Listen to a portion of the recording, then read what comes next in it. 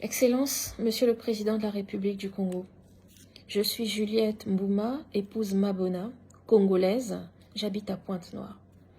Monsieur le Président, je m'adresse à vous aujourd'hui, 20 novembre 2024, Journée internationale des droits de l'enfant. Ce message s'adresse à vous, Monsieur le Président, garant de la paix, de la quiétude des citoyens, du respect des droits des uns et des autres, premier magistrat du pays. Mais ce message s'adresse également à Monsieur le ministre de la Justice, Madame la ministre de la Promotion de la Femme, Monsieur le Président de la Cour suprême du Congo, à l'ensemble des magistrats du pays et également à toutes les personnes qui défendent vivement les droits des femmes et des enfants au Congo. Monsieur le Président, je me permets de m'adresser à vous ce soir via ce message qui est en réalité un SOS, un appel au secours par rapport à la situation de mes enfants. Monsieur le Président, je vais essayer de résumer. Monsieur le Président, j'ai eu 2 enfants d'une précédente relation non maritale qui s'est terminée voici plusieurs années. Monsieur le Président, mes enfants aujourd'hui vivent une situation difficile.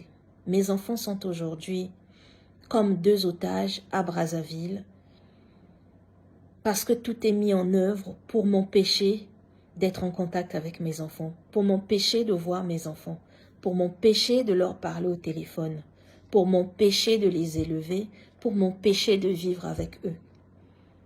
Or, je dispose de la garde juridique de mes enfants depuis 2019. Voici le document, Monsieur le Président. Grosse au nom du peuple congolais.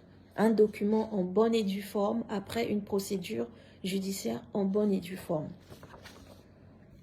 Monsieur le Président, je suis consciente que chaque enfant, pour son équilibre, a besoin de son père comme de sa mère, a besoin de sa famille maternelle comme de sa famille paternelle, Monsieur le Président. J'en suis bien consciente et je l'ai toujours respecté.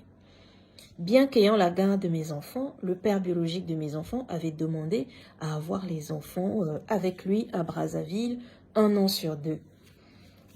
Chose à laquelle j'ai concédé sans problème, bien que cela ne soit pas le meilleur schéma pour une éducation stable. Mais voilà, ce qui fut fait, mais malheureusement, à ce jour, ce dernier m'empêche de voir mes enfants. Il est même allé jusqu'à enfermer, séquestrer mes enfants pendant plusieurs semaines. Mes 2 enfants ont été coupés de tout contact avec moi, de tout contact avec leurs amis. Ils ont été enfermés dans leur chambre à Brazzaville, parfois même sans nourriture, sans eau, avec le droit de sortir que pour aller aux toilettes. Ils n'avaient même pas le droit d'aller dans la cour. Toute visite interdite, etc., etc. Tout ceci pour les couper de moi. Qu'ai-je fait, Monsieur le Président de la République? Je me le demande parce que je n'ai rien à me reprocher. Je suis une mère stable, exemplaire, économiquement, socialement stable, psychologiquement stable, Monsieur le Président. Vous pouvez mener toutes vos enquêtes, vous renseigner. J'ai toujours été là pour mes enfants et contribuer à leur équilibre.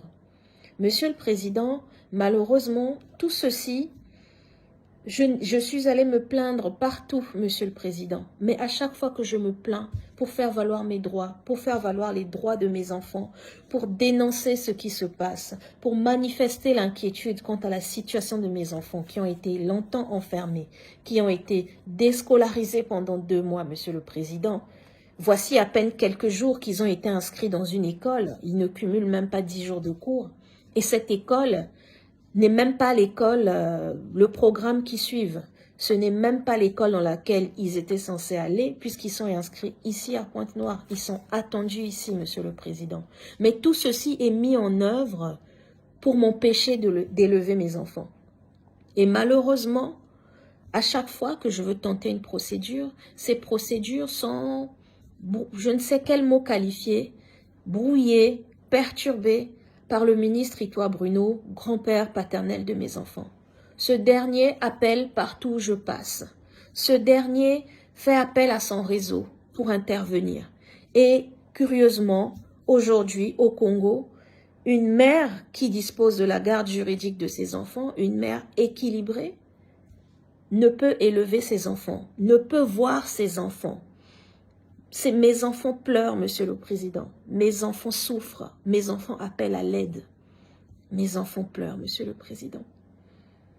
J'ai beaucoup de regrets à faire ce message et à dénoncer ce qui se passe, mais le rôle de la justice est d'être juste, Monsieur le Président. Le rôle de la justice n'est pas de satisfaire certaines personnes en raison de leur position ou en raison de leur réseau. Non, Monsieur le Président, le rôle de la justice se doit avant tout de protéger les enfants qui sont l'avenir de notre pays, de protéger les femmes, de respecter les décisions qui ont été prises par cette même institution. Monsieur le Président, aujourd'hui, le dernier espoir de mes enfants, mon dernier espoir, c'est vous.